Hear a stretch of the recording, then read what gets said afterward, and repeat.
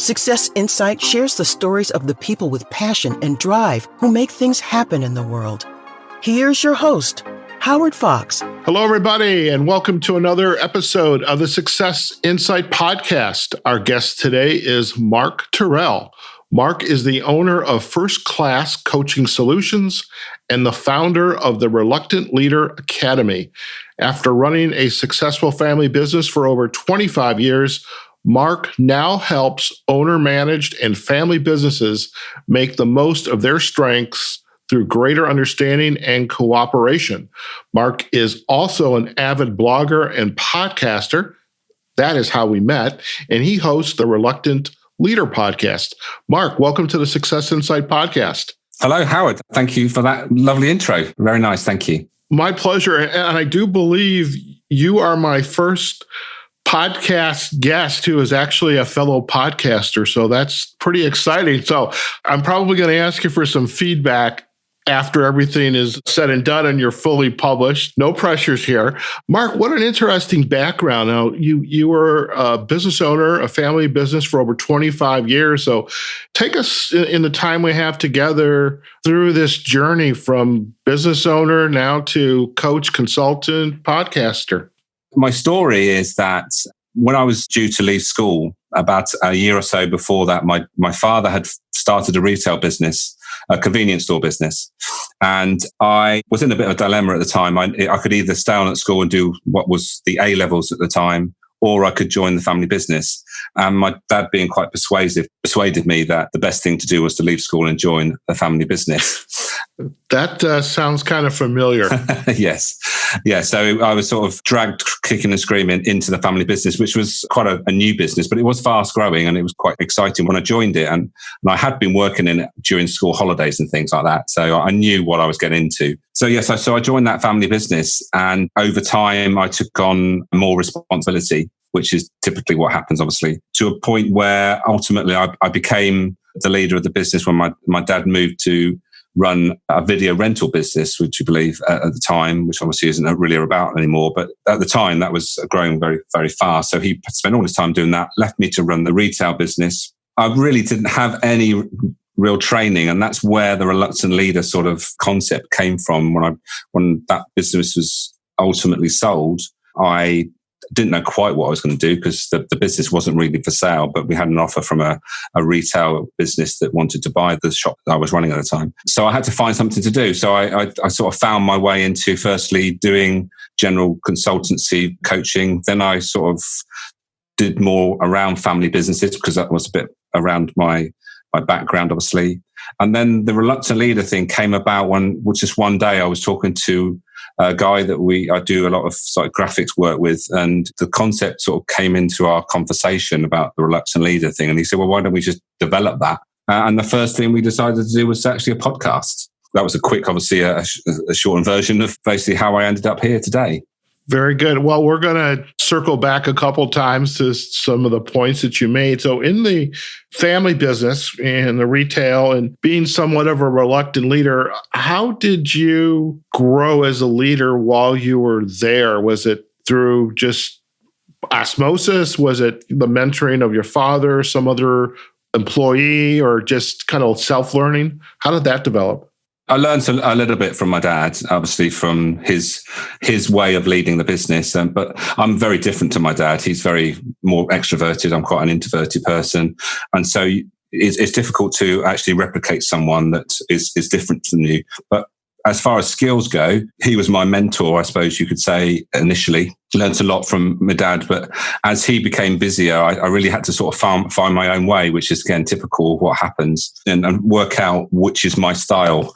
And when you're working out your own style, sometimes without really anybody sort of giving you any feedback, it feels a bit uncomfortable. I don't know whether in the US you have the same concept, but we talk about winging it, which is basically just on the seat of your pants sort of job and getting some success, but maybe doing better if you really knew exactly what you should be doing as opposed to just trying your best as such.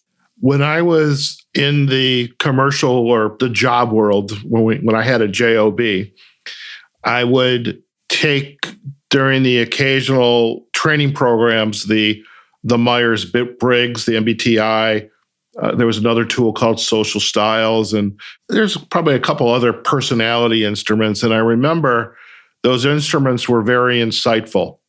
It's like, oh, wow, so that's me. And the issue looking back is those were merely just training programs which stated, here's who you are. These are some things you ought to know. This is some of your challenges you're having. But then no real coaching went into help you understand, well, if I'm an introvert, and by the way, I'm very much an introvert.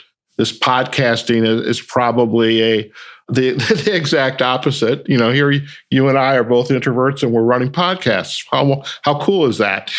And it wasn't until I got into coaching that I realized a lot of the problems I would have as a team player, because I was never really a manager or supervisor or leader per se, but I was a team player. But all the issues that I had, I always thought, well, why are these always repeating? Why is the same issue repeating time after time? And then it wasn't until I got into coaching I realized I'm the problem. I'm wanting everybody to be like me rather than trying to understand the other person, and then how do we communicate, share, and then adapt. And so I think it's interesting as you got a lot of your guidance, your mentoring from your dad, but you had a different personality style. And then learning about that, when did this inclination and again, this reluctant leader and desire to go into coaching, consulting, how did that evolve for you? That's a good question, actually. What happened was that going through selling the business, I realized that I was well out of my comfort zone. And you know what? Sometimes things just happen out of the blue and you think, actually, this is probably meant to happen. I went to a meetup event. Now, I know meetups are worldwide, and they started in New York, didn't they? And there was 4 coaches there. And one of them that stood out for me was somebody that had not that long ago sold a business. So straight away, I thought, well, she's going to empathize with what I'm going through. And why I organized a one-to-one with her, and lo and behold, started working with her during that transition from being a business owner to what's next. And she was very helpful, and it was a great time. And I sort of leaned on her a lot. But when it came to the end of that relationship, when the business was being sold and what I was going to do next, she was the one that suggested that, actually, Mark, why don't you do what I do? And I said, well, what do you mean? How can I do what you do?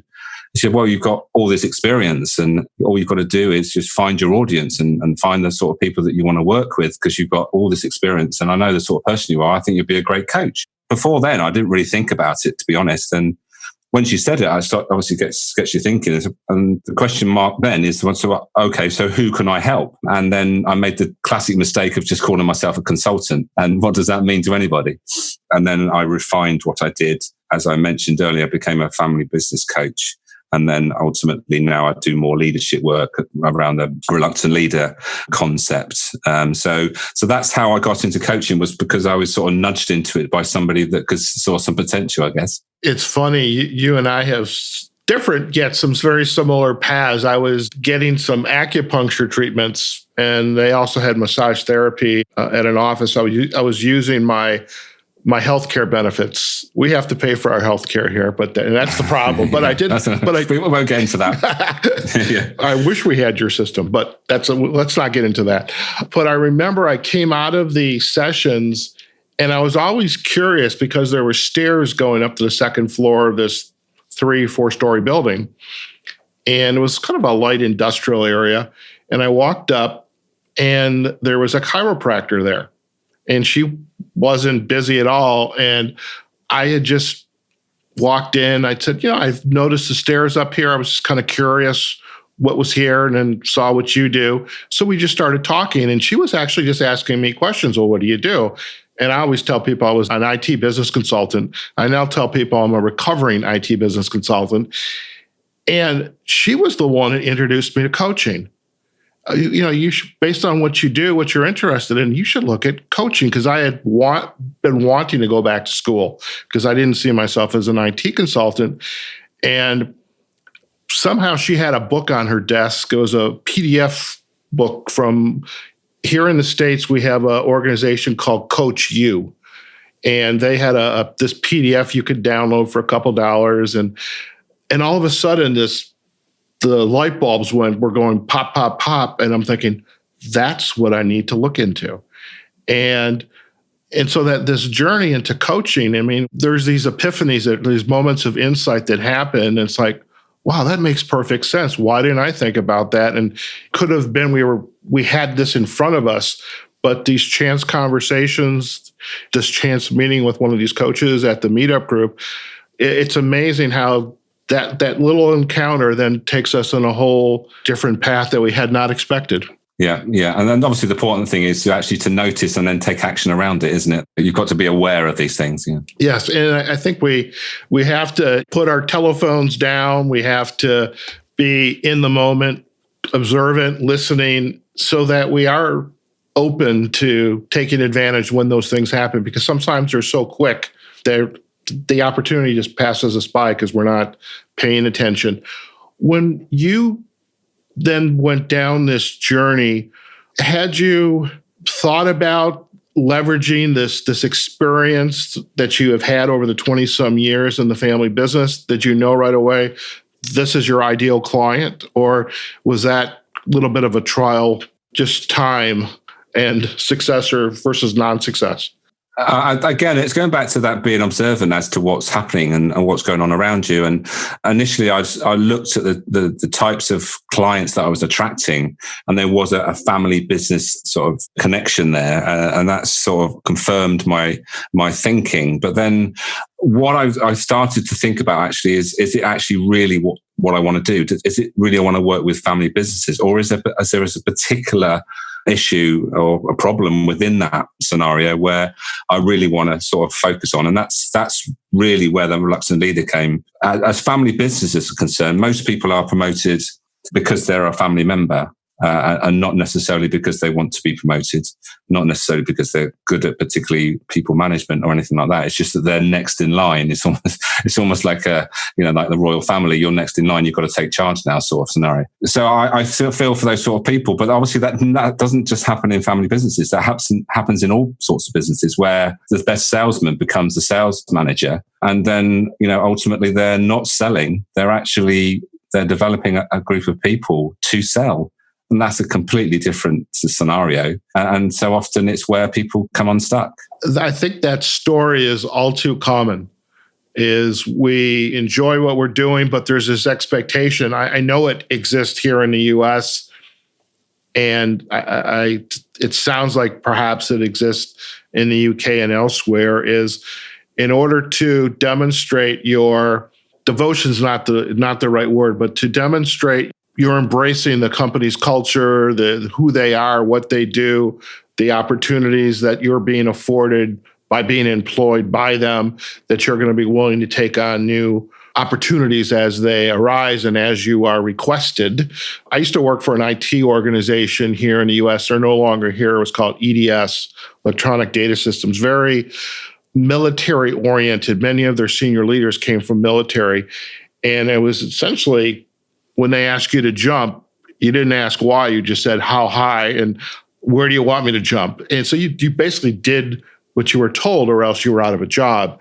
And I hear today with with employees or staff that they are perhaps asked to do something and they're afraid to say no, for one thing, which I get that, but they're not really prepared, and the organization themselves has not prepared this individual to take on this new role and this new level of responsibility.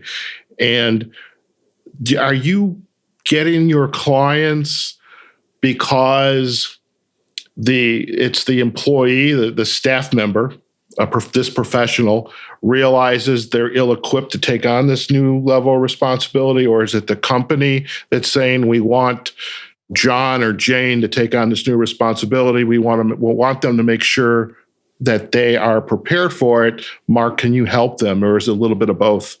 Yeah, it is a bit of both. I do work with business owners that have grown their business to a point where they need leadership skills to keep the business growing, because they're no longer the technical expert within the business. They have other people that are technical experts, and hopefully they have realized that, and then they need to understand the principles behind leading a team. And I teach 3 principles. Firstly, the mindset, and that is the mindset I teach is the high challenge, high support model, which we are either overly supportive or overly challenging. So you've just described there an over challenging leader there. There doesn't seem to be an awful lot of support. What we need to remember is that we need to be supportive and challenging in equal measures. That's the sweet spot, but it's not easy. So firstly, that's the mindset bit. Then I'll talk about the process, which is a 4-step process. And understanding the vision, mobilizing the vision, developing that vision, and ultimately enabling that vision to grow. And there's different skills at each point in that process. Once you break it down into a process, that's the light bulb moment. Suddenly realize that actually leadership is about a process, understanding that you just follow a process. And when things start going wrong, it's because you jumped into the next part of the process too soon. And you need to think, right, okay, I'll just step back into the previous process and do the skills at that point, make sure that's right again before we it's like almost 4 gears. You go from 1 gear, first, second, third, and fourth gear. If you go from first gear to fourth gear, that's what obviously causes lots of problems, because you get straight to that point where you're delegating too soon and all those sort of things that come from it, because you haven't clearly got things moving, the vision isn't clearly set out, and all those sort of things that happen. So going back to the sort of people I work with, so there's business owners, and then there's our people that have been promoted into maybe a leadership position, into a senior management role, who need to know how to lead. They need to how to get their vision out. They need to make sure that they are catching people doing things right and doing those things that actually make people actually come on board. Because ultimately what we're talking about, leadership is about getting people to follow you. Management is about pushing people into something that they don't particularly want. But leadership is bringing people on and encouraging them and developing them and getting them to come and want to come with you. That's the mentality, isn't it? You want them to follow you. That's leadership in a nutshell. And if they're not following you, there's something gone wrong. That's very true. Now, in your work, are there tools that are a part of your go-to or your coach's toolbox that aid you in helping your clients? Yeah, well, so you mentioned psychometrics. Well, I do use a bit of psychometrics on the behavioral styles side of things. But what I use predominantly is a product called Motivational Maps, which identifies and measures motivation. And the reason why that is so pivotal in what I do is because at least 50%, if not more, of leadership is about motivation. So firstly, if you think about motivation as far as the leader goes, they need to understand what motivates them. Within the motivation maps, there's 4 different types of motivation. We're all a combination of all 9, but knowing which ones are most important to you is the key. And if you find that as a leader, the thing you least want to do is actually manage people, that is ultimately going to catch up with you and it's going to cause you a problem. And also, what tends to happen is when you start doing things that don't motivate you, you also miss out on the things that do motivate you. So it's like a double-edged sword thing. And ultimately, you become demotivated, unproductive, basically in a good place. And what that does is that you become the least motivated person in the team. And how are you ever going to lead a team when you're the least motivated person? So that's ultimately the first place to start. That's where I always start, is that what motivates you? How are you feeling motivational wise? And the motivational maps gives me that information, and I can use that as a coaching and mentoring part at the beginning. And then when we start looking at the team, then we do the same exercise with the team members, find out what motivates them, then use that information so that we basically use it in reverse to the carrot and stick thing. So we find out what they want. First of all, what is it that we need to give each team member to get them to perform at their best? And it's obviously more than about money. It's about making a difference. It's about giving them some sort of autonomy, giving them some creativity and all those sort of things that are important to different people, finding out which ones of those motivations are important to individuals and give them as much as you can around those motivations so that they're getting plenty of that. So they're going to be performing at the best and feeling good. And they're more likely then to give back to you as the leader of that group what you want. So that the principle works each time. Sounds like a fascinating tool, one that I would, as a scholar practitioner, it's one that I would definitely like to learn a little bit more about. And so perhaps we can have that conversation as well. And most certainly, if anybody on our team or within the listening community for this podcast, if you're interested in the Motivational Maps tool, we'll provide links back to Mark so you can query him, and I'm sure he will be very happy to introduce you to it. So, Mark, you and I met, as I alluded way in the beginning of this podcast, is through this website, Spot a Guest, where we are both podcasters. And I am really curious how you embarked on this journey of becoming a podcaster. Right.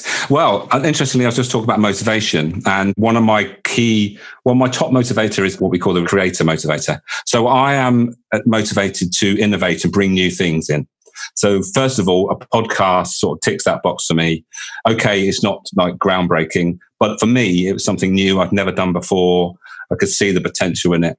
And also it helps to get a message out there. So it's obviously a marketing tool as well, and which is something that I needed. So that was something that the idea came about, and straight away it sort of pricked my interest because it's in line with my motivators. Being creative.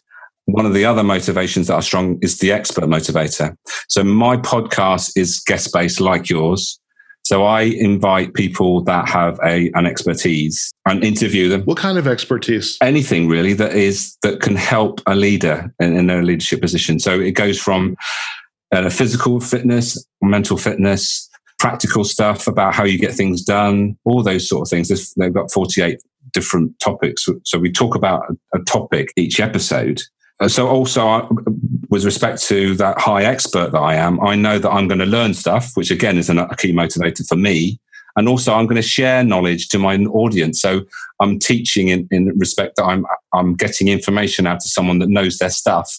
So again, that motivates me to do it. So the key message here is that if you do something that motivates you, you'll carry on doing it. And so that's why I carried on doing my podcast.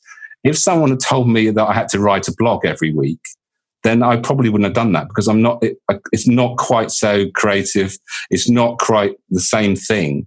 So it's finding something that really motivates you and you're more likely to do it. So, Mark, I have to ask you this question. Do you drink? No, not really. I socially, I drink. Do you go down? I remember in the UK, there was the local pubs. Yeah. Do you go down to a pub or anything like that? Yeah, now and again. Unfortunately, they seem to be closing quite rapidly because people are doing less of that. But so, yes, there's still plenty of pubs in most towns and villages. Okay, so here's an idea. I have a drink, whatever this adult beverage is, in Bristol or Bath, wherever it is in the UK, because I'm going to get back there. And I will almost bet that I probably share 3, if not 4, of the motivators that you have. I'm sure you do actually. And then the funny thing is how it is that I attract the clients that have the motivations are quite close to mine as well. It's a weird thing because they obviously do a motivational map, and I look at and it's weird how we attract like people. And that's when we did a sort of quick Zoom call before we'd lined this up. And quickly we were on the same wavelength, weren't we? We were talking the same language. So it's a key thing, and understanding others and connecting is absolutely. I wouldn't take that bet because I know that I'd lose. Okay, so we'll just go to the local pub and have a nice adult beverage. What has been your lesson learned or insight from, number one, embarking down this journey of going from business owner into coaching and running the Reluctant Leader Academy, which we haven't yet chatted about, but what that lesson there, and also what's the lesson learned for you being a podcast host and being responsible for enrolling people into your podcast as a guest, to producing it, to sharing it? What's been the lesson learned for you in both of those areas? So the first one is the difference. I suppose it's the difference between a coach and actually running a business. Obviously, it's useful of having run a business, and obviously there's a lot of value there, and I can empathize a lot with what my clients are going through in many respects. But also it gives you that privileged position of actually being a sounding board and realizing that these people they're trying their best. I'm not there to judge them. I'm giving them as much as, coaches aren't really giving advice as such, but I'm guiding them and mentoring them at different times because I know they want to do the best. If there's the biggest lesson I learned from what I was doing when I was running my business, that the thing that I should have done far more was to reach out to others. I should have networked and in all sort of respect, just to meet people that could help me or I could help them on all those things. I think networking is a key skill that I do lots of now that I didn't do any of in my retail business. And that's something that I know would have been such a big benefit. So I encourage, I obviously teach those skills I mentioned, but also I encourage all the people I coach is to get out, meet people, learn from people and never stop learning. And you never know who you're going to meet. When you're networking, you never know who you'll meet. It's like you don't know what's on offer until you meet somebody that's offering something that you want. Sometimes you bury your head in the sand and then you suddenly meet someone that actually has got the answer to your problem. So imagine that. Yeah. So that's the biggest learning with respect from running a business to being a coach, I think. And then the other one was around the podcasting. Podcasting. So what have I learned? Well, I learn, as I mentioned, something from all my guests. I think that's a great thing, and I get some great feedback. And whenever, again, I use it with my clients, if there's an issue that comes up I don't really coach, I point them to one of my podcast episodes to say, listen to that. And it also, what it's done is given me a stronger connection to those people that most of the people that I've been on my podcast are already in my network. But it's given me a closer connection to them. Certain things have come out that would never have happened if they hadn't come on the podcast, just from a conversation or whatever it was. So it just opens up those opportunities you don't really think about. It's a difficult one to put your actual finger on, but it's something that I enjoy doing. It's something that people appreciate, and I get some great feedback from. You just want to develop the idea and just keep moving it forward to the next level, which I don't know what that is yet, but my Series 5 is in the planning stage and we'll see what happens then. Sounds fantastic to me. And now I am curious to see, you're going into Series 5. So is each series like 10 or 12 podcasts? Yes, they're 12. Okay. 12 at a time. Okay. I do it like that. One of the top tips I got from a podcaster that had been doing it for a few years and had 40 odd in the bank. And he said, Mark, give yourself a break by not committing to every week. He said, do it either in like a series format or something. I said, okay, I'll take that on board. And so that's what I did. So the first series was 12 and I've just stuck to 12 each time now. So I just feel, I've got a Trello board and I just book them in and then set the dates and use it that way. And then I sort of control it from there. And once they're done, I think to myself, right, well, okay, well, what do I want to do the next series? So the 1 and 2 were very similar. And then I moved on.